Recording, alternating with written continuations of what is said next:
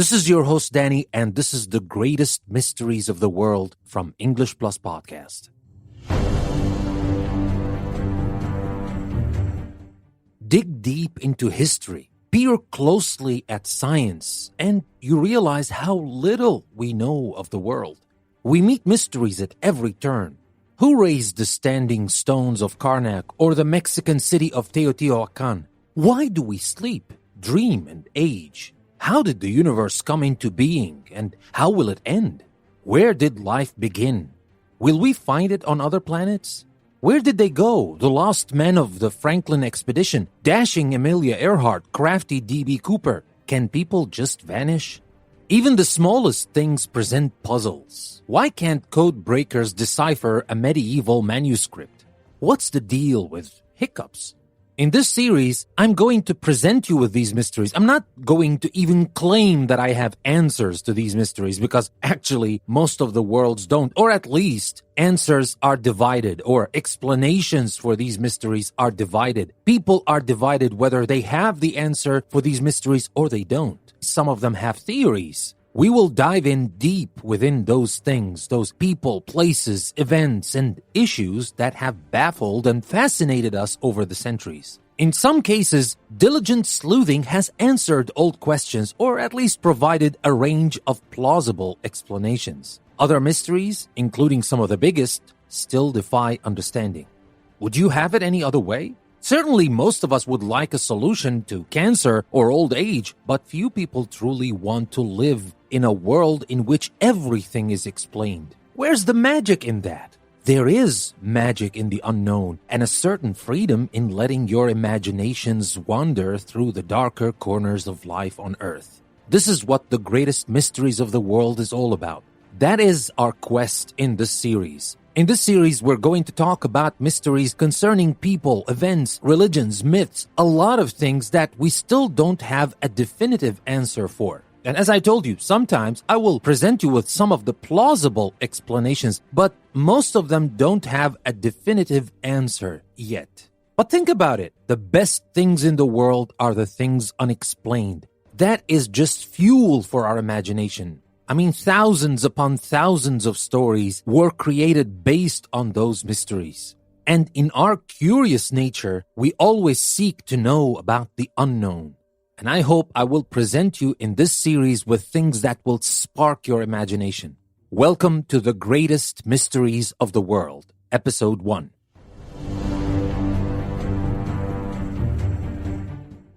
Before we start, let me remind you that we have two links in the description of the episode. One will take you to my website, EnglishPlusPodcast.com, where you can get an overview of what we talk about. And, of course, you will have a comprehension check if you want to check your comprehension of the things we talked about. And it's a very good way. It's English Plus. Remember, we're here to learn, but we're here to have fun, to add this spark to our imagination. And there is the second link that is not as imaginative, but it is realistic. It will take you to my Patreon page where I would like you to support me and support this learning community in order for us to be able to continue. By the end of the year, English Plus may not survive for long if you don't support it. And I'm counting on your support. By the end of the year, we need to reach 50 patrons. And as of today, we don't have that many supporters. So I am hoping we get enough supporters by the end of the year because the show must go on. And now, without further ado, let's start with our first episode. And let me tell you about the 10 questions we're going to talk about today. Our first question is going to be about the ancient Egyptians. How did the ancient Egyptians build the Great Pyramid? Then we will talk about the Stonehenge. What was the purpose of Stonehenge? Then we'll talk about King Arthur. Was King Arthur a real British lord? And then we will talk about the female pope. Was there ever a female pope? Are UFOs really alien spaceships? Is there a curse on the Bermuda Triangle? Are some animals immortal? Why do we sleep? What is the use of hiccups? Was there a real city of Atlantis? We will talk about all these questions in this episode, so stay tuned, don't go away. We will start with our first question. How did the ancient Egyptians build the Great Pyramid? That's coming next.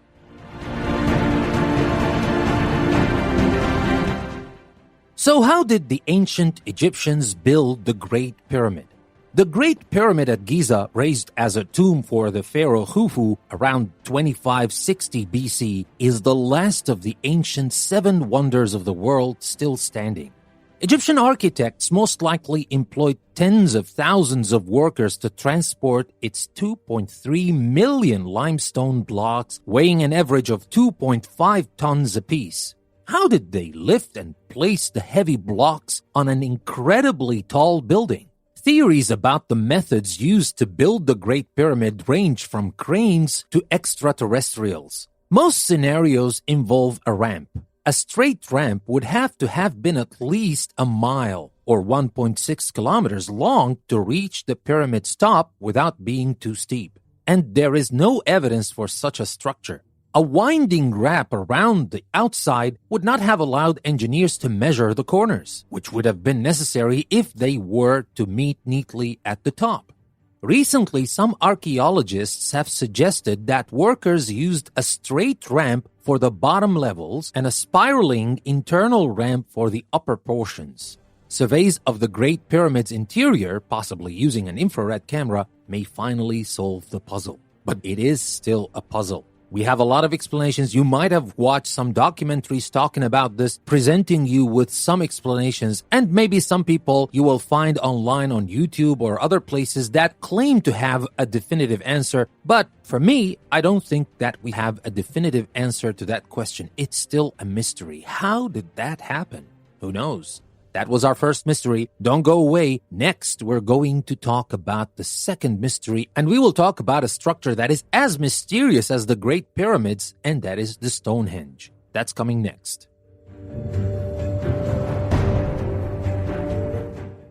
Now, our question for the Stonehenge might not involve the way they were built, because maybe that was not as complicated as the building of the pyramids, but the purpose of the Stonehenge eludes us. What was the purpose of Stonehenge? It was a druid's place of worship and human sacrifice. It was a temple for healing assembled by giants. It was a vast solar observatory, the capital of Bronze Age British culture, a monument of multiple gods, or a sacred site of the ancestral dead. All these meanings and more have been assigned to Stonehenge, the famous circle of stones on England's Salisbury Plain. Many of these theories have subsequently been disproved, but the monument's purpose is still a mystery. We do know that Stonehenge is far older than the Druids, built in stages between about 3000 BC and 1520 BC. It apparently began as circles of earthen mounds and timber uprights. Later, up to 80 bluestone blocks, weighing several tons each, were transported somehow from Wales, a distance of 160 miles or 257 kilometers. An outer circle of sandstone sarcens weighing up to 50 tons was quarried 20 to 30 miles or 32 to 48 kilometers away on the Marlborough Downs and set in place around 2500 BC. Massive stone crosspieces, or lintels, still top some of the stones. The entire monument was linked via a long avenue to the River Avon.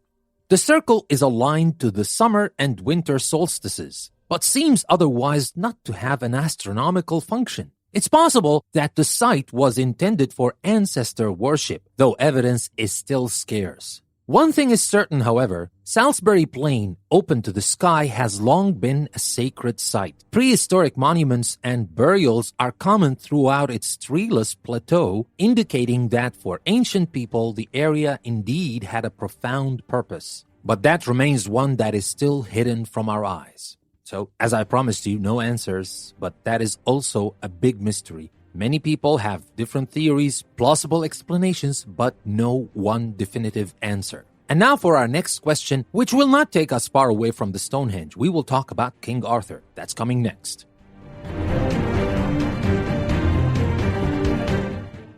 So our next question is, was King Arthur a real British warlord? Maybe the stories of King Arthur, the Arthurian legends, are some of the favorite stories in, I'm not going to say history again here because that is the question, but it's some of the best stories we've ever read or even watched on TV. We all know about the sword and the stone and Merlin and magic and all that kind of things, and we have different stories, different sources, but the question remains, was King Arthur a real British warlord? Let's see what evidence we have so far about this great mystery that we still don't have a definitive answer for. Well, let's start with the Arthur most of us know. "Now," said Sir Ector to Arthur, "I understand you must be king of this land." "Wherefore I?" said Arthur, "and for what cause?"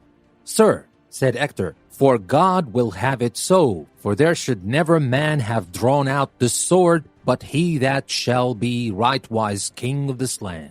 That's the story we know. The one who can pull the sword from the stone is the rightful king of England.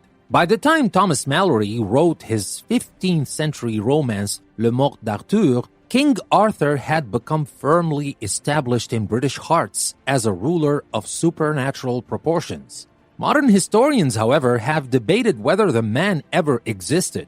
6th century Celtic monk Gildas wrote of British battles against Saxon invaders around the year 500, but without mentioning Arthur. 9th century Welsh historian Nennius is the first to place him at the scene as a war leader. Geoffrey of Monmouth's medieval history of the kings of Britain promotes him to king and adds the figures of Guinevere, Merlin, and others. Historical opinion is now split. Some scholars think that the lack of contemporary accounts of Arthur mean he is a later invention. Others believe that the absence of evidence is not evidence of absence. Early historians also neglect to name other leaders who we know existed. The final decision may await some archaeological proof as yet unfound. So, was he a real person? And moreover, was he a real British warlord or even king? Who knows? But we will still enjoy the stories. I don't care if Arthur was a real king or not. I love the Arthurian legends. I love the stories of Arthur, Camelot, and the Round Table, all of that. They're some of the best stories in the world. But the question remains, was King Arthur a real British warlord? Who knows? We might learn about that soon enough. We might never know if King Arthur was a real British warlord. And that was our third question for today's episode. We have the fourth question now, and that has to do with popes. That's coming next.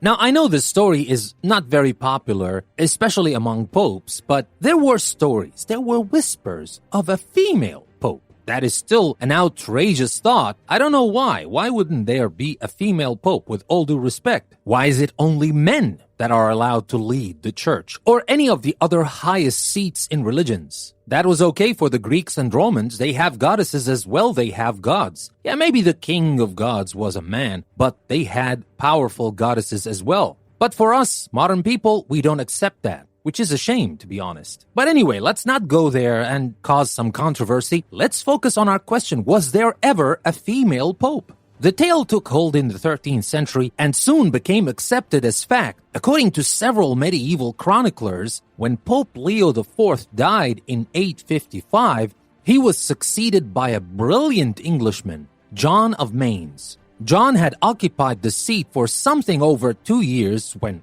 during a procession in Rome, he was overcome with pains. To the astonishment of onlookers, he gave birth to a son and died. Pope John had been Pope Joan all along.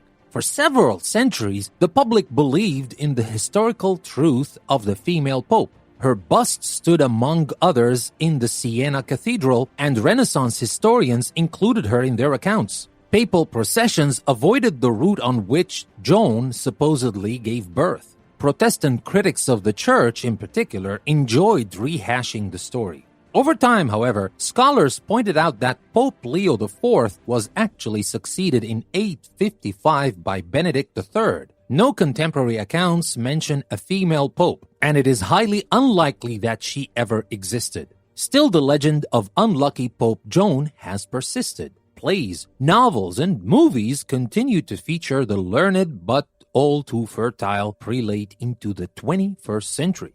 Was there ever a female pope? Yes, historians now say that there was not, but consider back in the days when it was a lot easier to wipe some people from the pages of history. They didn't have internet, they didn't have social media. It's not like today. I mean, imagine, even nowadays, some things go dark. And when some powers decide to throw a blanket over something, even in our times, in this information age, it might be possible. But back in the days, it was a piece of cake. Anyway, I'm not saying that I do believe it or I don't believe it. That's not what we're here to do. That's not what I'm trying to say. I'm not trying to make you believe anything. I'm just presenting you with the greatest mysteries of the world. And this is definitely one of them. And talking about mysteries cannot pass the idea of aliens. That may be one of the greatest, if not the greatest mystery of the world. That's coming next. Stay tuned.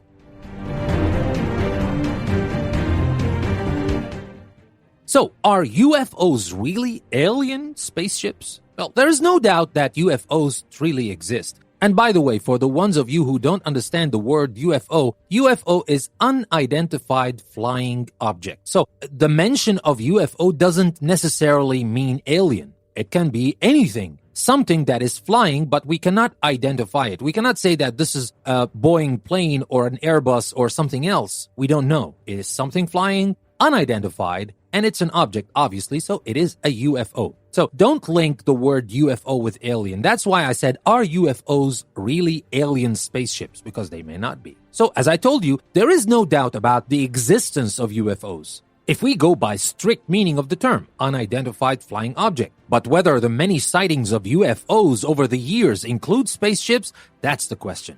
Mysterious aerial objects have been reported since ancient times. But the trickle of reports swelled into a flood in the age of flight. In 1896 and 1897, for instance, West Coast residents from San Francisco to Tacoma, Washington, reported a bright circular-shaped dirigible object wandering slowly overhead. Sightings increased in the years after World War II. In 1947, pilot Kenneth Arnold spotted a formation of bright objects skipping over the Cascade Mountains. And I quote here what he said, "They flew like a saucer would if you skipped it across the water." That's what he told reporters.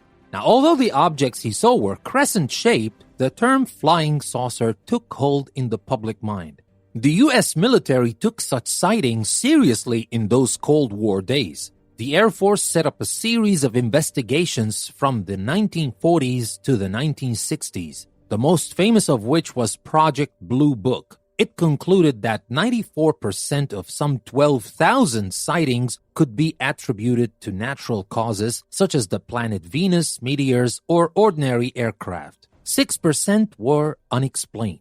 Certainly, some UFO photographs were hoaxes, with examinations revealing wires holding up the pie plate-like saucers. Nonetheless, the unexplained sightings led some sober scientists, including astronomer J. Allen Hynek, to believe that a few visitors might indeed be extraterrestrial.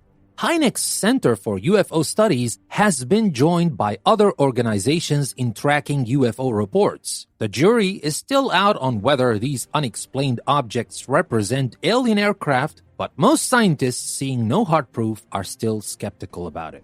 So the question is it possible? Well, why not? I mean, we've seen a lot of things we can't explain in the universe until this very day, and we're still discovering things we have no answers for. So, is there life on other planets? Who knows? And if there is life, have they ever tried to make contact? Have they ever tried to come to Earth? Well, here, the problem is that because of the many stories, and especially this one because it's so appealing, fiction, legends, myth, and science all mix up together in one plate, and it is very difficult to tell which is true and which is not, but it's still one of the biggest mysteries of the world. And that's why we have it in our series. So, that was about this question. Now let's move on to talk about the next question. And the next one is as exciting. It is about the Bermuda Triangle.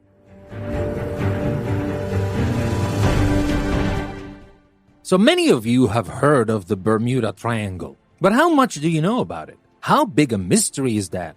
I mean, many stories, maybe some movies talked about it, this mysterious triangle where things just disappear. And by saying things, I'm talking about ships and planes and people. So, it is mysterious. What is it, Atlantis? Is it extraterrestrial, some kind of superpower or vortex that sucks you into space or whatever? We've heard all these stories, but do we have an answer? Do we have a definitive answer? Well, maybe we do have a kind of a definitive answer for this one, but still, it is a mystery. So, is there a curse on the Bermuda Triangle? Because that's the common thought, that there is a curse there. Don't ever go there because there's a curse. Is there a curse on the Bermuda Triangle? Writer Vincent Gaddis was the first to suggest that the region of ocean bounded by Miami, Bermuda, and Puerto Rico, an area he dubbed the Bermuda Triangle, was cursed. Writing in Argosy magazine in 1964, he told the story of the 5 bombers of ill-fated Navy Flight 19. After taking off from Fort Lauderdale, Florida, on a routine training mission in 1945, the planes reported compass problems and eventually fell silent, never returning to base. 14 men were lost. After Gaddis' story came out, fans of the paranormal began to collect other tales of ships and planes lost in the Bermuda Triangle, portraying it as a region where compasses fail and unusual number of people simply vanish. Alien abductions, space vortices, and energies from Atlantis were put forward to explain the disappearances. However, reviews of incidents in the area have shown that they are no more prevalent than any other heavily traveled part of the ocean. Bordered by the Gulf Stream, the warm waters are naturally stormy and subject to rogue waves. As the National Oceanic and Atmospheric Administration notes, the combined forces of nature and human fallibility outdo even the most incredulous science fiction. So that is what scientists say about the Bermuda Triangle, and to be honest, I tend to believe in that. But there are still stories, there are still people who were lost there with no good explanation of what happened. So is there really a curse there or not? Is there something supernatural happening in the Bermuda Triangle? That is another question for our greatest mysteries of the world. And now we will move to the next one, and we will talk about immortality. But not for humans, of course, for some animals. Are some animals immortal? That's coming next. Stay with us. We'll be right back. Looking to enhance your English skills while exploring a world of knowledge? Then English Plus Podcast website is just for you. Dive into diverse topics ranging from science to literature, history to business, and myths to modern insights. Each episode from our podcast or article from our magazine is a journey of learning and discovery, designed to not only improve your language skills, but also broaden your understanding of the world. Join us at English Plus Podcast, where language meets limitless learning. Tune in today and take your English to the next level. Visit EnglishPlusPodcast.com to start your journey. English Plus Podcast, language, learning, enlightenment. Never stop learning with English Plus.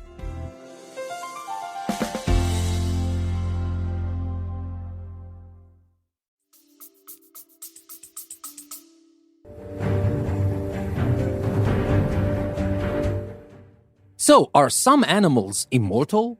Something in water seems to promote a long life, at least for a few animals. Among the world's longest-lived creatures are the roe-eye rockfish, 205 years, the bowhead whale, 211 years, and the ocean quahog, 400 years. A tiny prolific jellyfish has them all beat, however. Turritopsis nutricula, known colloquially as the Benjamin Button jellyfish, can reverse its life cycle, returning to a younger state and then growing again. Essentially, it is immortal. Turritopsis was discovered in the 19th century, but only in the last few decades have its remarkable abilities been studied. The petite hydrozoan, as big as a fingernail, may be native to the Caribbean Sea, but it has spread around the world, probably hitchhiking on cargo ships. In the 1980s, researchers discovered that when stressed, the jellyfish will change shape and return to a polyp state. Its cells transform into different juvenile forms. The resulting polyp colony can then form new medusas, the mature jellyfish form. The rejuvenation occurs only when the jellyfish are threatened. Most live and die in the usual fashion. Scientists are doubtful that studying the Turritopsis' radical changes will lead to anything resembling human immortality. Its ability to genetically transform its own cells may, however, give us clues to the mechanisms that control our own cellular destinies. So, is it really immortal? Can cracking its DNA secrets help us live forever? Who knows? These are questions that scientists may answer in the years to come. But if that ever happens, do we really want to live forever? In what shape? Unless we are young forever, I don't know. But even though, if it doesn't happen for everyone, you're not going to want to outlive everybody you love, right? But anyway, that is a philosophical question, and we're not here to talk about philosophy. We're here to talk about mysteries. And next, we're going to talk about something that might not strike you as a mystery, but it is actually, because we don't actually have all the answers of why. We understand the how, but we don't understand the why 100%. And that is, why do we sleep? That's coming next.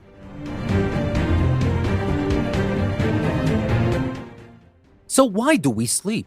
The country's preeminent sleep scientist, Stanford University's William Dement, puts it this way. The only reason we need to sleep is because we get sleepy. If this sounds circular, it is. Decades of research into sleep have failed to come up with a reason for its existence. From an evolutionary perspective, sleep seems both wasteful and dangerous. Sleeping animals don't reproduce, and they could be vulnerable to predators. Yet sleep also seems to be essential. Humans do it for roughly 8 hours a day, as do all birds and mammals. People with a rare inherited form of insomnia typically die within a few years. Rats kept from sleep also die within weeks, though their autopsies reveal no physical cause. Many theories have been advanced but none proven about the reason for sleep. Some scientists believe it must bolster brain functioning. Experiments have shown that during sleep, the brain may consolidate recently learned information while weeding out other underused connections.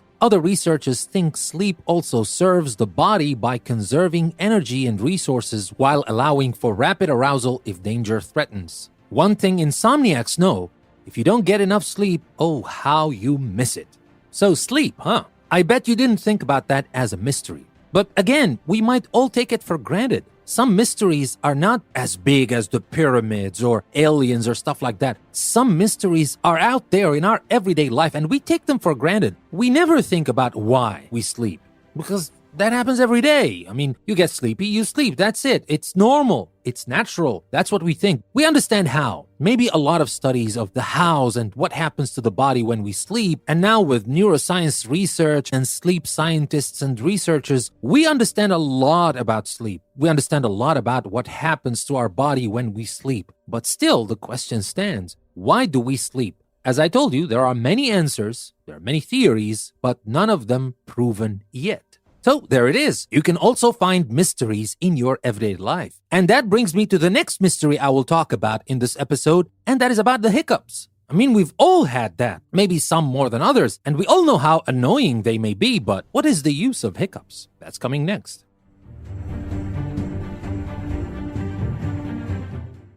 So what is the use of hiccups? When you were a tadpole and I was a fish in the Paleozoic time, these lines from the poem Evolution by Langdon Smith are meant to evoke an ageless love affair, but they could also apply to the development of hiccups. These annoying physical tics have long puzzled biologists, but a recent theory draws upon evolutionary history to explain them.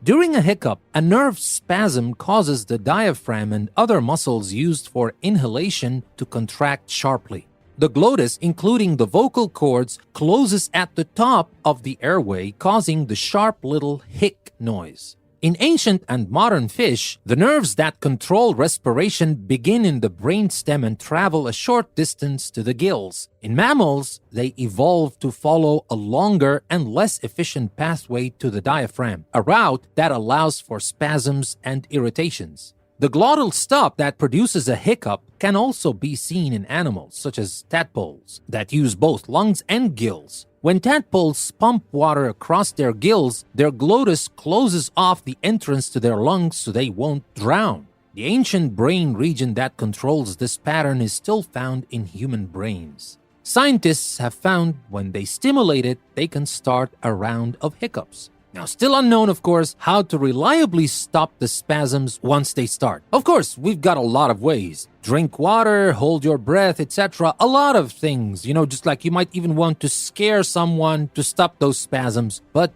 why do they even happen? They don't have an answer for that. And by the way, talking about the story of tadpoles, I'm not suggesting that we were tadpoles once. No, not at all. But were we amphibians once? I don't know. I don't think so. There's no evidence. But anyway, I'm not suggesting that we were amphibians or we were frogs once. Well, except for the story of the princess and the frog, we were never frogs, I guess. But the question remains. We kind of understand the mechanism of the hiccups. How it happens, but why? What is the use of hiccups? Nobody really knows. Not yet, actually. And that's, again, one thing, one mystery that is just around the corner. You can find it everywhere. You've had it 1,000 times in your life. So what I'm trying to tell you in this series, that mysteries are all around us. And they're good questions for the brain to start thinking about things that really matter instead of thinking about who married whom from those A-listers, which I love, but not their personal lives. I don't care about their personal lives. I just care about their work. Anyway, that's also another thing. Let's not digress and move on to talk about the last mystery we will discuss in today's episode, and that has to do with Atlantis.